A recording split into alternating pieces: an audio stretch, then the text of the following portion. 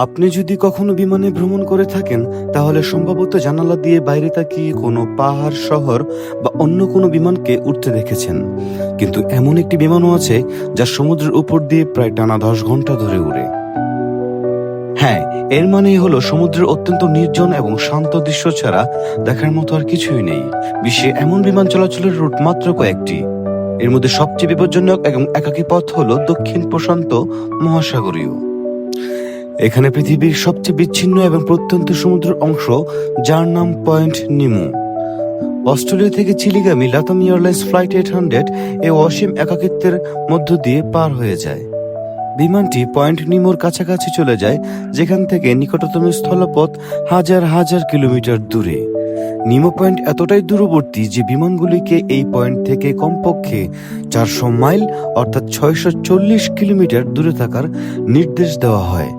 অন্যথায় জরুরি পরিস্থিতিতে সংকেত পাঠানো বা সাহায্যের জন্য ডাকা অসম্ভব হতে পারে। পয়েন্ট নিউমের আরেকটি নাম হলো মহাসাগরীয় প্রবেশের বিন্দু, যা ভূমি থেকে চারদিকে 2688 কিলোমিটার দূরে অবস্থিত। যদি কোনো বিমান এই স্থানের উপর দিয়ে উড়ে যায় এবং কোনো দুর্যোগের শিকার হয়, তবে তার জরুরি কোনো সংকেত কোনো রাডার ধরে ফেলবে না। এখানে কোনো গ্রাউন্ড স্টেশন নেই, কোনো উদ্ধারকারী দল নেই এবং কোনো স্থল নেই। স্থানটি সাহায্য করার জন্য যথেষ্ট কাছাকাছি থাকবে। এ কারণেই লাতাম এয়ারলাইন্সের ফ্লাইট 800-কে এই রুটটি বেছে নেওয়ার সময় 400 মাইল রিজার্ভ বজায় রাখতে হবে এবং কোনো সমস্যার ক্ষেত্রে নিকটতম অবস্থান হলো অ্যান্টার্কটিকা এবং ইন্টারন্যাশনাল স্পেস স্টেশন।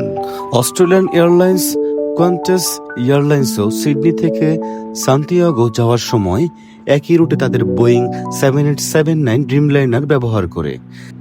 আর এই পথটি অ্যান্টার্কটিকার উপকূলের এত কাছে চলে গেছে যে যদি জরুরি অবতরণের প্রয়োজন হয়, তাহলে মাকমোডি স্টেশনই শেষ বিকল্প। কিন্তু এই স্টেশনটিও স্থায়ীভাবে জনবসতিপূর্ণ নয়। শীত মৌসুমে 200 লোকের একটি ছোট্ট মেডিকেল ইউনিট থাকে। কল্পনা করুন, যদি কোনো বিমান মাঝখানে জরুরি অবতরণ করে, তাহলে 300 জনের কি অবস্থা হবে। এখানে কোনো হাসপাতাল নেই, কোনো অবকাঠামো নেই এবং কোনো উপযুক্ত সহায়তাও নেই।